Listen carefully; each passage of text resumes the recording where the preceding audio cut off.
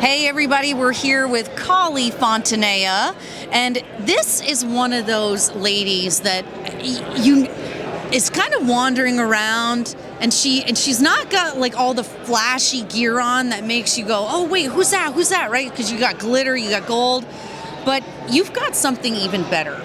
You've got great style. Look at this. Can you guys see her outfit? Can you see her skirt and how cute she looks? Okay, we're talking about politics today, but you guys, I'm sorry. Like, I'm just loving all the ladies and their gear today. Oh yeah. You know, you don't need to have sequins and flashy stuff to look cute and be stylish. So this is my girl. Okay. Anyway, we're going to talk about real stuff now. I actually forgot my makeup purse too. Oh no. That was like such a disaster. You can't forget your makeup purse for this. Well, you can't tell. Luckily, you have really nice skin. I went and bought makeup. Like, I'm like, you look so good. You don't pick need me up to go makeup. drive and get makeup. I was like, I can't do this bare face. I'm like, I at least need some concealer. You should have seen the dark circles around my eyes before we got started. Yeah, you get pretty wrecked on this thing too, because I'm you're so working tired the whole time. Yeah. Right? Like you guys are hustling, right? Because you're. You know, okay, you guys, Kali has a really amazing story. You might recognize her. She's gone viral on social media.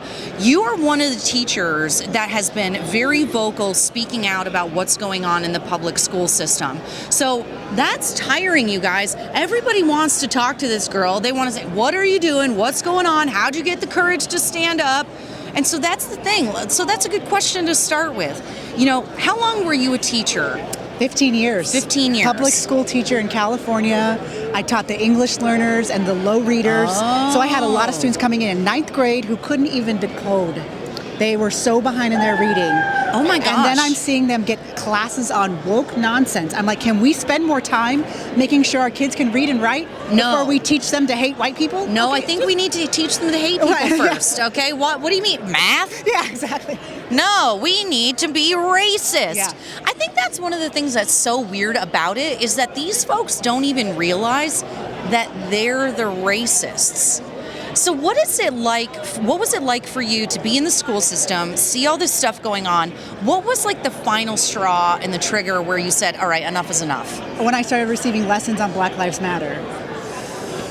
Yeah. So I was receiving lessons. This is during the pandemic when the schools were shut down. Yes. And I had a homeroom class, and I was asked to teach a lesson on Black Lives Matter where they compare it to the civil rights movement. I took that lesson and I said, no, I am not teaching this to my students. And so I just did something else that day. But there's a lot of teachers out there that are getting a lot of pressure to teach these lessons. Black Lives Matter is a political movement. That is not a politically neutral to defund the police and abolish the police. I have students that have parents that are police officers, and Black Lives Matter is calling to abolish the police. And so I am not going to indoctrinate my children, so I refuse to teach the lessons. Well, and I would imagine, especially if you're teaching the English as a second language and the kids who are struggling, you're probably not dealing with rich white kids, I'm guessing. And so you probably are seeing the effect of this kind of rhetoric on your students first. Absolutely. You know, a lot of my students came to this country, the parents brought them to this country for the educational system. And then now they're being taught that the educational system, because critical race theory, that's what they teach, that the educational system is systemically racist and oppressing them. And we're starting our kids off with a victim mindset. Teenagers, and you know what? Teenagers and victim mindset don't go very well together. Don't give them an excuse to be buttholes. Oh my God, why would you do that? Yes. So this is one of the things that, okay, I gotta get my thoughts together here.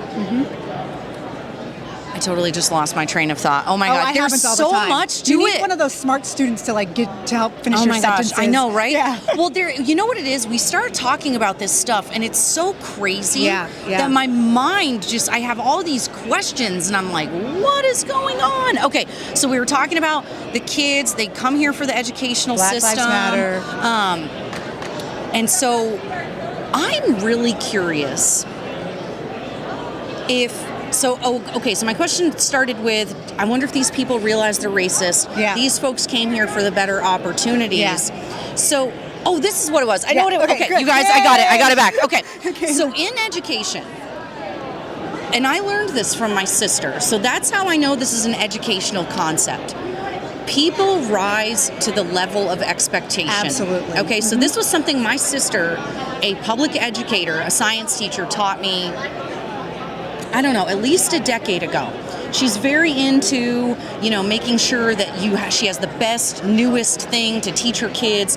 And the one thing I just remember, you rise to the level of expectation. And so if we tell people they're never going to make it, they're never going to amount to anything, the white man is going to keep them down, or men, right? As a woman, men are going to keep you down.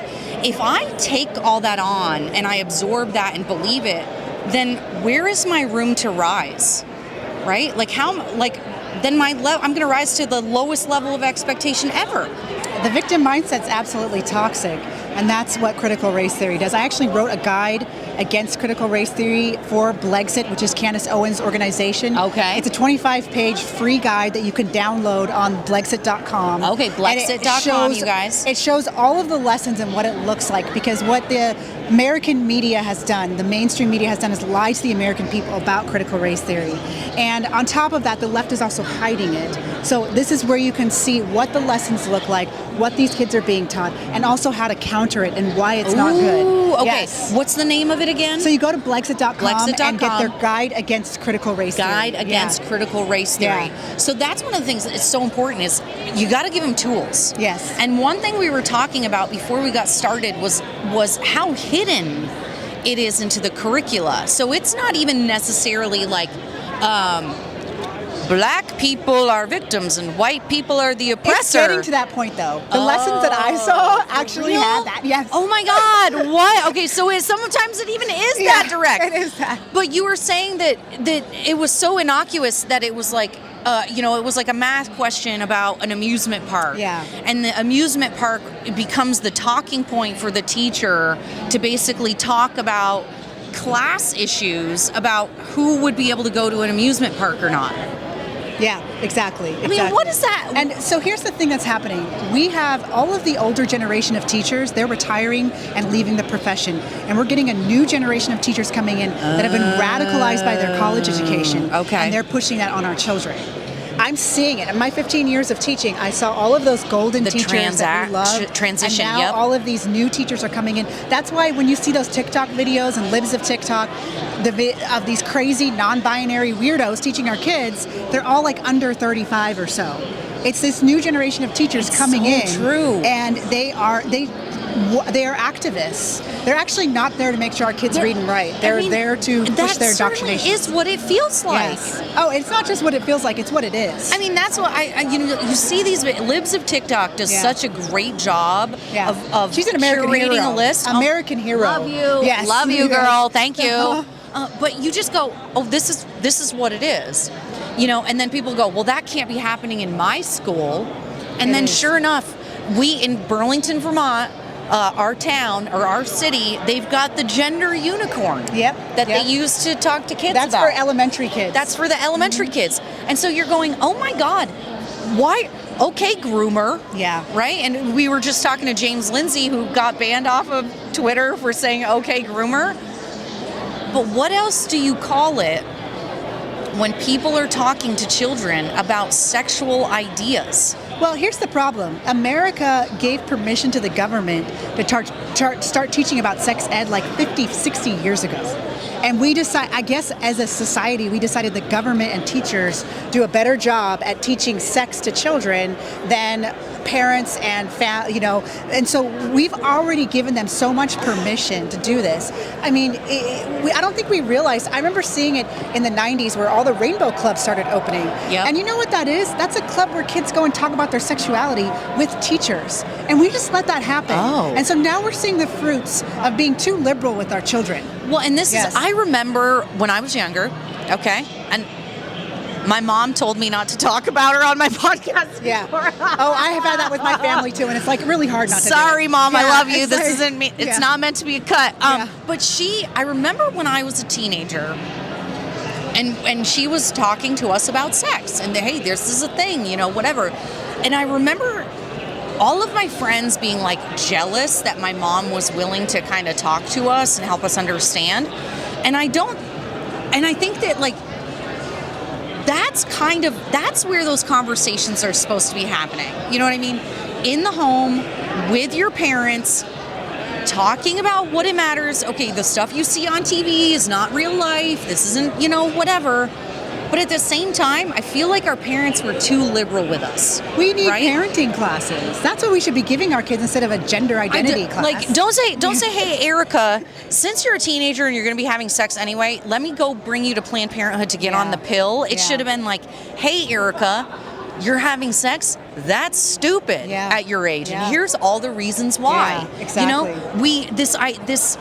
This desire to be loving and open and, liberal and all this stuff just kind of leads us down a path that's not healthy. And it's actually hurting our children. Our children are struggling. I have seen it in my 15 years. We actually had to open up mental health centers at every campus in my district because our kids can't handle sitting in the classroom anymore. It was like something like 30%, and it's gone up since the pandemic, of our children are struggling with major mental health issues right now. That's terrifying. And it's actually terrifying for teachers too, because we're not able to teach anymore. We're actually having to be, disciplinarians? Not just disciplinarians, but dealing with like crazy mental health crises in our classrooms that we're never trained to deal with. That's what, And it's becoming, and our kids are miserable. They're not happy. They're being given a bad deal. Oh. I wish I could rewind time, and a lot of these girls that are coming out as non-binary, if they were born 20 years ago, they would have just been girls. This is what I tell people all of the time. When I was a kid, first of all, the only kids on our block were boys, okay? So I played with boys when I was a kid. And I played with trucks, with Tonka trucks and Matchbox cars. I had G.I. Joe dolls. Now I also had those. You sure your name's not Eric? Just kidding. Well, no, but that's what would have happened. Like, they would have tried to trans me when I was a kid. You can't just be a non-binary. You can't just be a tomboy anymore. Non-binary is like the new non-committing. So there's these kids that want to have an identity, and they don't necessarily want to go with the whole trans thing and so they just go for non-binary. Because now we're part of the club. Yeah, exactly. But you don't have to do anything. Yeah. And every day the way you feel can change. Yep. Oh, exactly. We've sort of abandoned the young people to the crazies and said, go figure it out. Yeah. And then we wonder why they're having a hard time and acting out in school. Yeah. Oh my gosh, this is why the work you're doing is so important. This is why the work Kali is doing is so important. So before we forget, let's make sure, tell everybody where they can find you on the socials, what website, anywhere to find you. Well, the most important thing I want to share with you guys is that I've opened an online K through 12 school. So I know. So we launched in May. We already have over 100 students. Oh my God, you guys. Yeah, it's called Exodus Institute. It's for parents that want to pull their kids from public school. It's K through 12, nationally accredited, and you can find information on it at thinkexodus.org. But what's unique about our program is that we also have lessons that counter the left.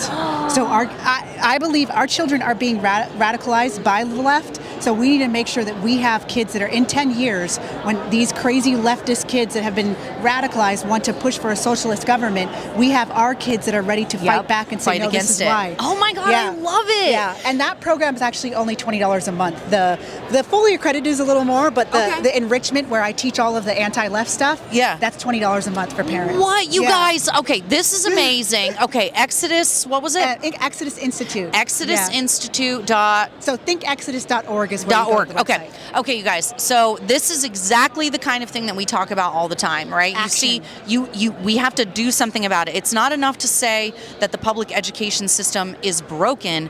What are we going to do about it? And there's so many people who want to pull their kids out of school and they don't feel like they're equipped to do it.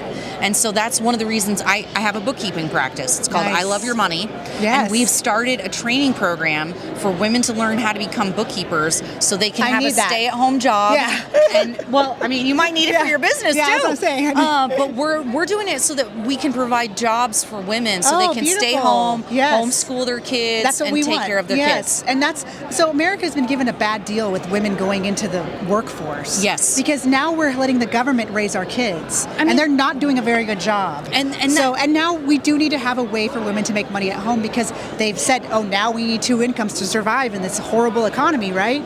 So that is an incredible option for women. Do you know that Elizabeth Warren actually wrote a book called The 2 Income Trap? like 20 years ago. Interesting. Yeah, and she talked about how it was that now families have been convinced that they have to have all this stuff and a bigger house and two incomes instead of having somebody to take care of the family and the homestead and whatever. And I'm like, oh, so Elizabeth Warren wasn't always a crazy person. No. She knew better at some point. Yeah. And so it sounds well, like... a broken clock is right twice a day, so, you know. You got to give her that. That is so true. Yes. That is so true. Okay, so what else do you want to share with our viewers that you're working on? I hosted a documentary with PragerU on teachers unions. That's right. Yes. Oh my so gosh. It's only 20 minutes if you go to PragerU.com. We love PragerU. Yeah, and we were able to really expose the teachers unions. It's doing really well. I don't know how I did it. I swear, we're doing things. I did not know I was going to be here doing this. I should still just be relaxing on my Christmas break right now after teaching kids all day or whatever. But it's, I think all of us are doing things that are outside of our comfort zone right now, and that's what's required to save our nation's children. Well, and that's the beautiful thing is, and we've been talking to people about this all weekend. There's so many people who are afraid to step out and to stand up, to stick up for their kids, to stick up for their families, and so they just don't do anything. And invariably, everyone that I've spoken to who was, like me, just a normal, everyday, average person, decided, nope, I'm not doing it anymore. And the reward has been amazing, whether it's finding your purpose and getting to make amazing new organizations like you have and work to educate, right? You're still educating people. You're still getting to use your purpose and your calling and your passion. You're just teaching different people, right? Yeah. God will provide. If you step out on faith for your country, for your community, for your family, it's going to be uncomfortable. It's going to be hard, but keep moving forward because that is the only answer. I have to 100% agree with you because that's what's, since I've been here, I've had people come up to me and recognize me, but the most that have come up has been Gen Z young people, like 19-year-olds, 18-year-olds, and that has like been so full circle for me because that's money. Yeah, exactly. It's money, right? Yeah. And it's just my heart is filled with joy in knowing that there's a lot of sacrifice in this fight, but to know that these young people are waking up and that my voice is part of helping that, it's very fulfilling. What a blessing. What a blessing. Kali, thank you so much for talking with us today. Of course, and good luck while you're here this weekend. I can't wait to see what you got coming up next. Sounds good. Thank you. Thank you. Thank you.